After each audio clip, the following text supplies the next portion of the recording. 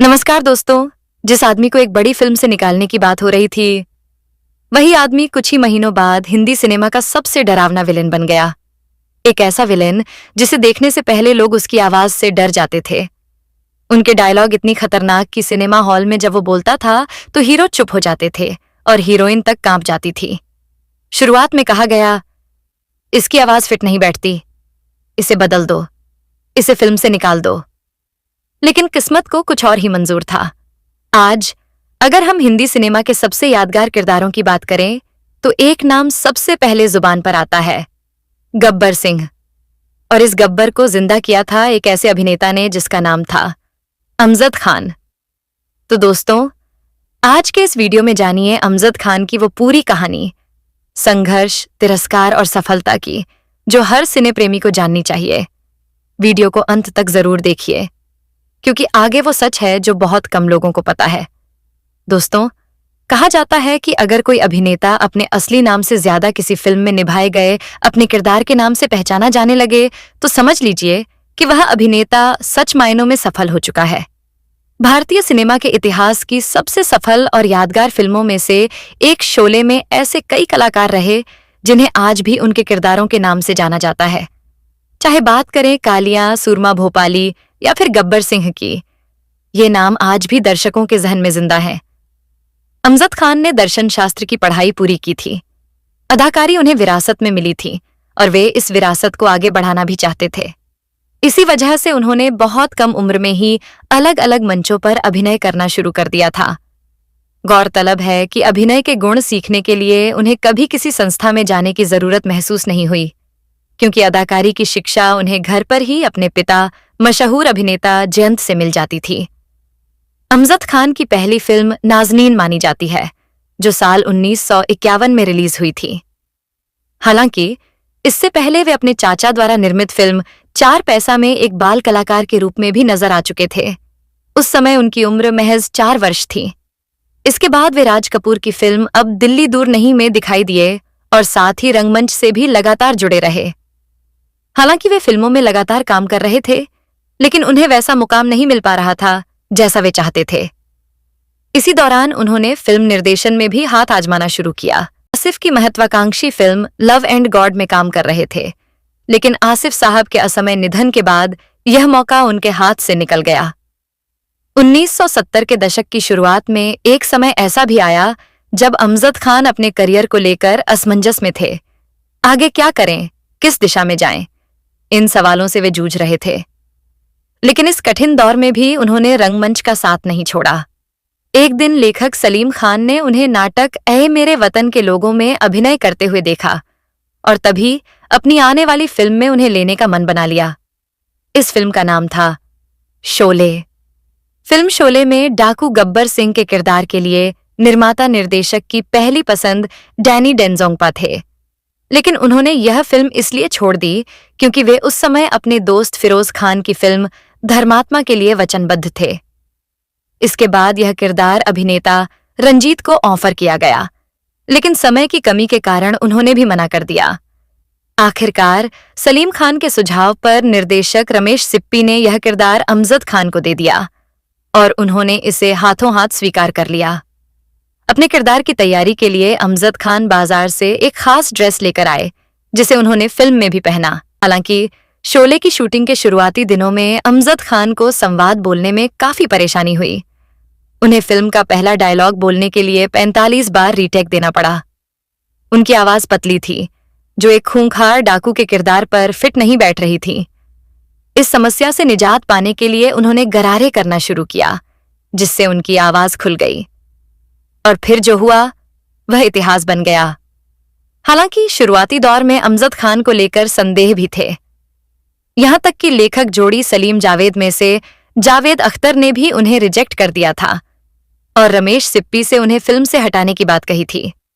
जब यह बात अमजद खान को पता चली तो वे बेहद मायूस हो गए और उन्होंने तय कर लिया कि वे भविष्य में सलीम जावेद की फिल्मों में काम नहीं करेंगे।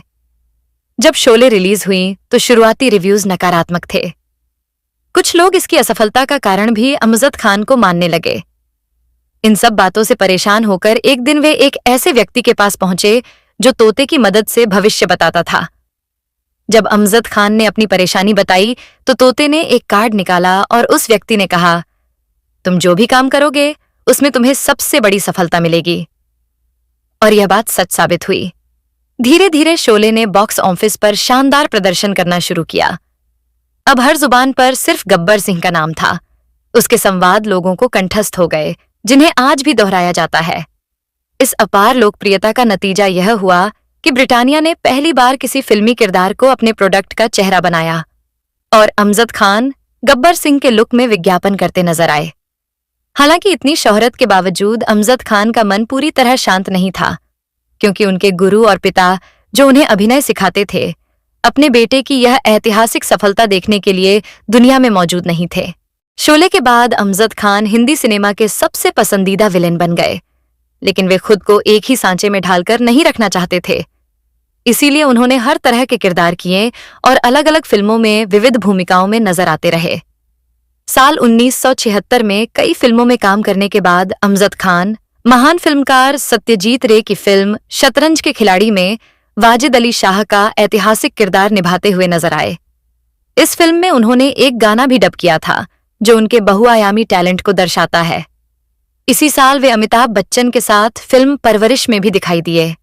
1978 में आई सुपरहिट फिल्म मुकद्दर का सिकंदर में अमजद खान द्वारा निभाया गया दिलावर का किरदार शोले के बाद उनके सबसे यादगार किरदारों में से एक माना जाता है।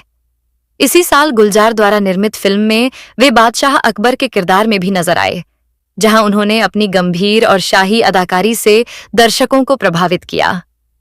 आने वाले वर्षों में लव स्टोरी और कुर्बानी जैसी फिल्मों में अमजद खान बिल्कुल अलग और नए अंदाज में दिखाई दिए और हर बार सफल साबित हुए।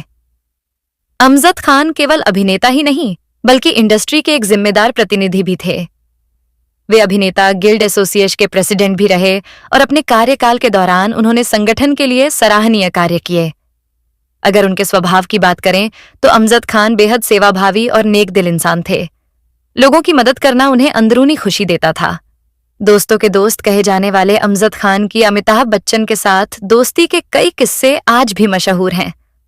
फिल्म द ग्रेट गैम्बलर की गोवा में शूटिंग के दौरान एक दिन सेट पर जाते समय अमजद खान का भयानक एक्सीडेंट हो गया, जिसमें उनकी कई पसलियां टूट गईं और शरीर पर गंभीर चोटें आईं।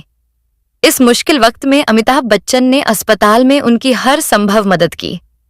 बाद में जब फिल्म कुली के दौरान अमिताभ बच्चन खुद जीवन मृत्यु से जूझ रहे थे, तो अमजद खान ने भी अपने दोस्त के साथ कई रातें अस्पताल में बिताईं। अमजद खान की शादी 1972 में शहला खान से हुई थी। इनकी लव स्टोरी भी काफी चर्चित रही।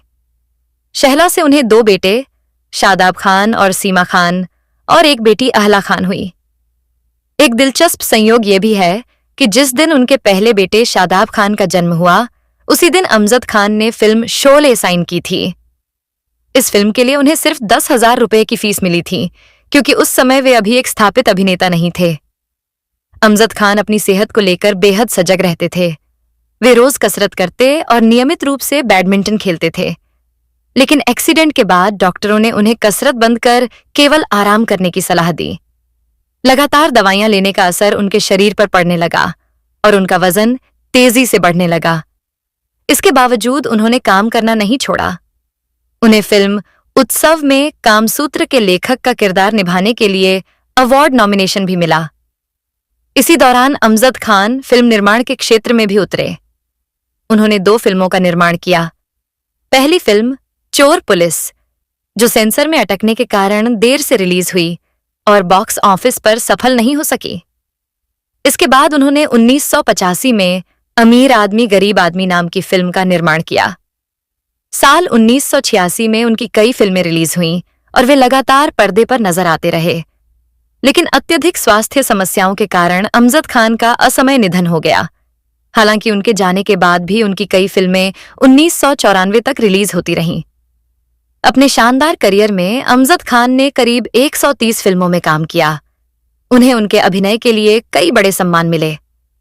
1976 में फिल्म शोले के लिए best supporting actor BFJA award, 1980 में फिल्म दादा के लिए Filmfare best supporting actor award, 1982 में याराना के लिए Filmfare best supporting actor award और 1986 में फिल्म मां कसम के लिए best actor in comic role Filmfare award. तो दोस्तों, ये थी कहानी उस कलाकार की जिसने एक किरदार निभाया और इतिहास बन गया।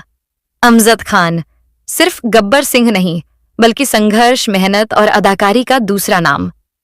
एक ऐसा अभिनेता जिसे शोले से पहले किसी ने गंभीरता से नहीं लिया, लेकिन शोले के बाद हर सिने प्रेमी की जुबान पर सिर्फ एक ही नाम था, गब्बर सिंह। सोचिए, जिस इंसान को फिल्म से निकालने की बात हो रही थी, वही इंसान भारतीय सिनेमा का सबसे यादगार विलेन बन गया।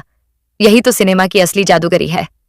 दोस्तों, अगर आपको अमजद खान की ये प्रेरणादायक कहानी पसंद आई हो, अगर इस वीडियो ने आपको कुछ नया सिखाया हो या फिर आपके दिल को छू लिया हो, तो अभी इसी वक्त वीडियो को लाइक कीजिए, अपने दोस्तों के साथ शेयर कीजिए और स्टार मनोहर राठौर चैनल को सब्सक्राइब करना बिल्कुल मत भूलिए, क्योंकि इस चैनल पर आपको मिलती हैं बॉलीवुड के अनसुने किस्से, भूले बिसरे सितारों की सच्ची कहानियां और सिनेमा से जुड़ी ऐसी बातें जो आपको कहीं और नहीं मिलेंगी।